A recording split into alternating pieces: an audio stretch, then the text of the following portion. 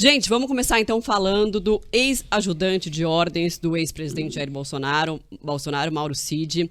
Ele que foi ouvido hoje naquela investigação que está vendo se teve ou não fraude no esquema de vacinação do ex-presidente, da filha dele, Mauro Cid, esposa, enfim, de algumas pessoas ali próximas ao ex-presidente. E no depoimento que aconteceu hoje, o ex-ajudante de ordens ficou em silêncio. Vou passar já para você, Madá. É Madá que te chamam, né? Eu tô íntima já, gente, é uma loucura. Eu falei assim, tinha uma expectativa que ele pudesse falar. Ela falou assim, não, ninguém fala num depoimento inicial, não existe essa expectativa de jornalista. Fala aí você. Isso é expectativa de jornalista, e isso eu falo muito à vontade, porque assim, eu percebi o quanto me enganavam com essas plantações de notícia em 2008, quando eu fui trabalhar na assessoria do Supremo Tribunal Federal, na presidência. E depois eu tive uma assessoria que a gente se especializou na área jurídica, advogados, procuradores, associações de juízes.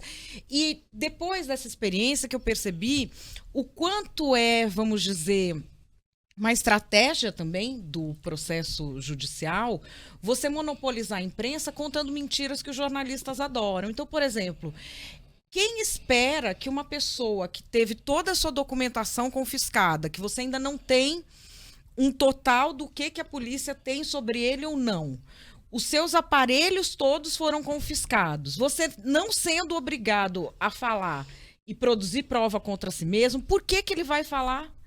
Que defesa que vai fazer um cara desse falar? Então fica aquela plantação de notícia do mas ele vai falar. Porque isso é o quê? É o cenário político. É porque o Bolsonaro falou, né? Aí tinha essa expectativa que ele pudesse falar, tal. Mas o Bolsonaro é ex-presidente da República. Esses caras sempre falam. Eles se sentem chefes. Eles sempre estão em campanha, né? Eles estão sempre em campanha. Ele precisa sair no jornal. É o peixe menor, né? Exatamente. E também para ele muda, né, Paulo? Ele falar ou não. Agora, essas pessoas que, por exemplo, falam, o cara vai falar. Esse Mauro Cid tem muita documentação em cima dele.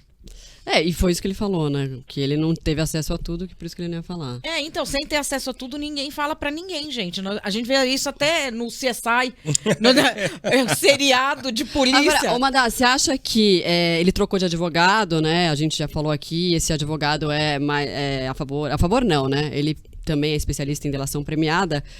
Você acha que isso significa que ele vai fazer uma delação premiada ou ele pode estar só pressionando?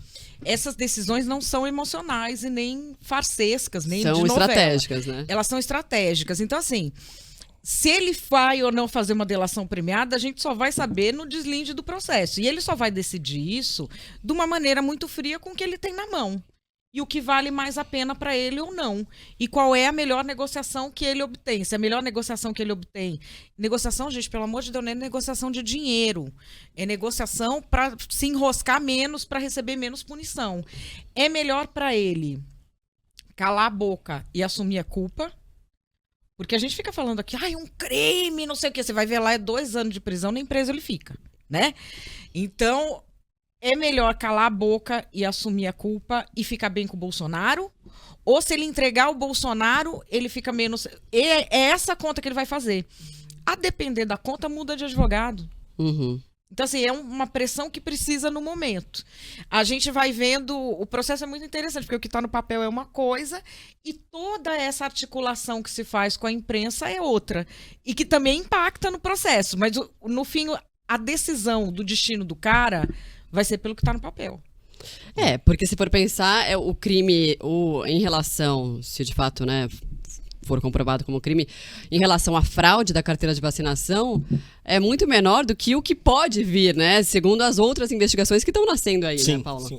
Não, ele é um sujeito muito próximo do Bolsonaro, né? E eu achei legal quando esse papo do ele trocou de advogado e esse advogado é especialista em delação premiada. Você ouve a notícia e fala assim, esse negócio é tudo plantado. Então, o cara, um advogado já manda a notícia e fala assim, é especialista. Aí todo mundo ficou aquela semana falando isso, né?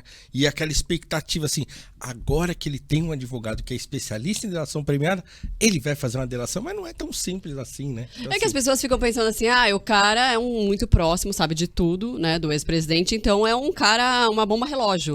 Mas e aí você fica na expectativa, tipo, se ele for delatar, todo mundo vai saber tudo, né? Fica aquela Mas coisa. você queria um cara mais próximo do que aquele o Queiroz? Ah, sim. Entendeu? O que o Queiroz entregou até agora? Bebiano. Bebiano. Bebiano morreu de boca fechada tendo brigado. Entendeu? E também isso da delação premiada tem um truque, gente, que é o seguinte.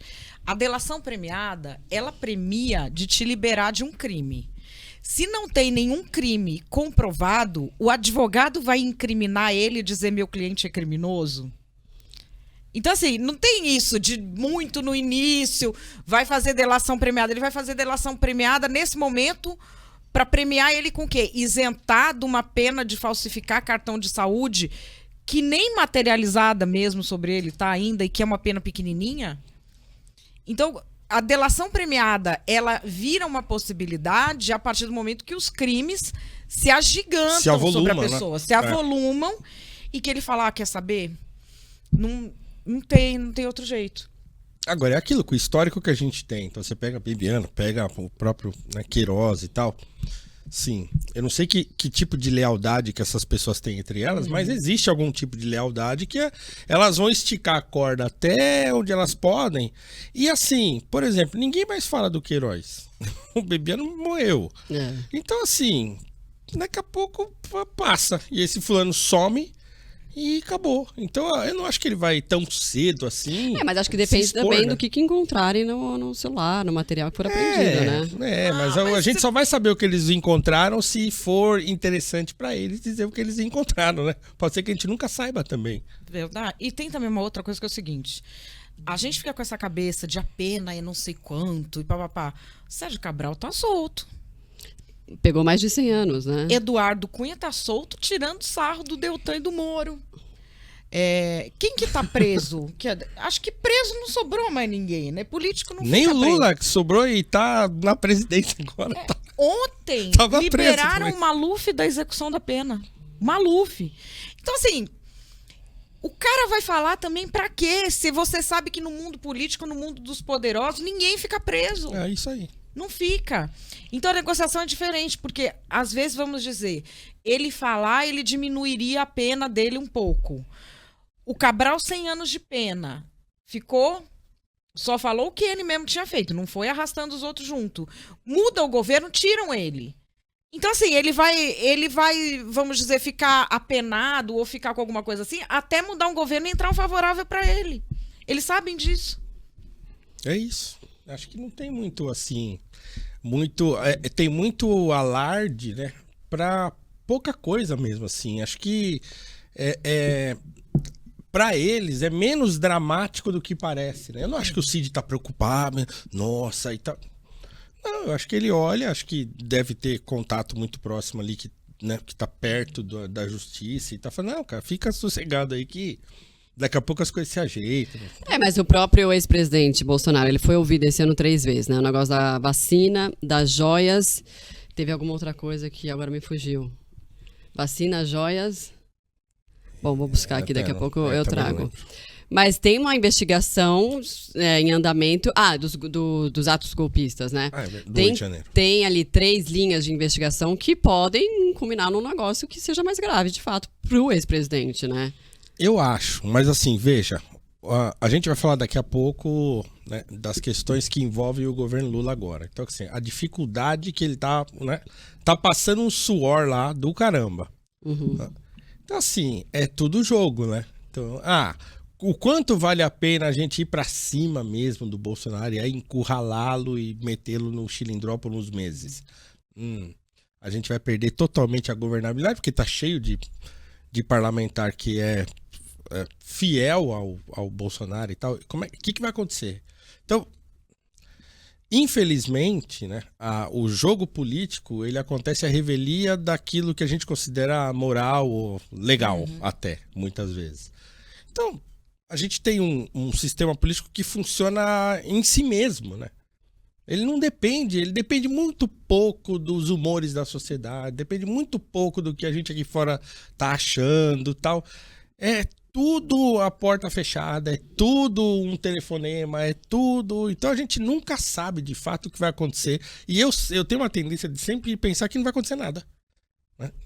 Agora a gente tem um governo Lula muito fraco, que ele foi eleito por uma unha, poderia ter apelado para pacificação, que ele se agigantava. Não ia se refazer de novo em 2026. Porque se ele pacifica, o Brasil percebe que não precisa de nenhum dos populistas que tem fã, tudo biruleibe, enchendo o saco dos outros. Percebe que não precisa viver esse inferno. Ele não faria 2026, mas ele ia se agigantar. Ele não fez essa opção. Ele tá com muitos problemas. Eles não estão aguentando peitar o Deltan. O Deltan foi ontem. Hoje instalaram a CPI do MST com o Ricardo Salles na presidência, Kim Kataguiri na vice.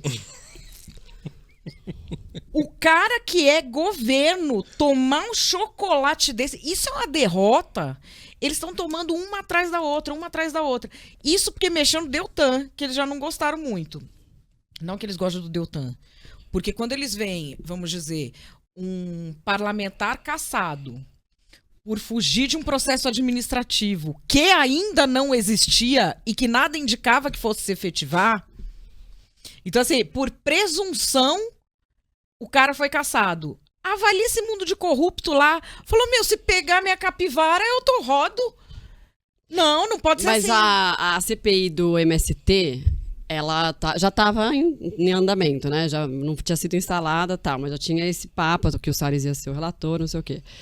E aí tem a CPI dos atos golpistas, que os caras meio que desencanaram. Mas o que aconteceu? A CPI dos atos golpistas, a oposição queria primeiro.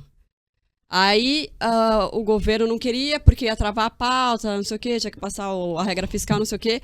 Aí depois que rolou aquelas imagens do Gonçalves Dias, do ex-ministro, falaram, não, então beleza, vamos investigar aqui para ver o que aconteceu. E aí tinha um monte de governista na base ali da CPI. Tinha mais governista do que a oposição. E a oposição falou, putz, vai ficar ruim pra gente. E aí, enfim, lendo aí o mundo político, o que o Lira quis fazer? Quis dar palco para os dois. Então, a CPI do MST e a CPI dos atos golpistas. Mas a CPI dos atos golpistas parece que agora desencanaram. E aí instalaram a CPI do MST.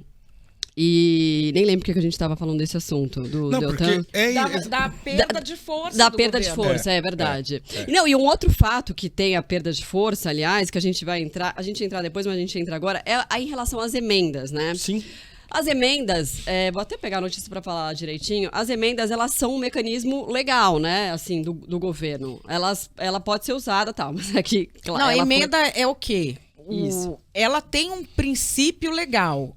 E como no Brasil, assim, a gente é muito bom de iniciativa e péssimo de terminativa. Então, a iniciativa é o quê? Não tem como o governo federal ter informação, quer dizer, não tinha, porque hoje a gente tem capilaridade, internet, sistemas, medição de dados, então isso já não é mais uma realidade. Mas a realidade que embasou a criação de emendas foi, não tem como o governo federal saber com exatidão o que acontece em todos os municípios. Lá no Cabrobrodo, não sei de onde, né? Então, parte do orçamento, quem é da região ajuda a destinar. Sim. Então ele fala, olha, tem que levar uma emenda para cá. Esse cenário que criou as emendas, hoje ele não existe mais. Não existe uma justificativa, porque o governo tem os dados. Mas o que acontece? A população vota em quem leva a emenda, que é o recurso. Uhum. Então, para você ser um deputado eleito em determinada região, você tem que inaugurar o hospital, você tem que levar a ambulância. E aqui nós estamos falando de tudo lícito. Uhum. Eles enfiam também corrupção no meio disso, superfaturam coisa, virou um esquemão. Mas, mesmo sem o esquemão, mesmo se for tudo lícito, sem levar emenda, você não se reelege. Uhum. Então, é por isso que a emenda é tão importante para o parlamentar.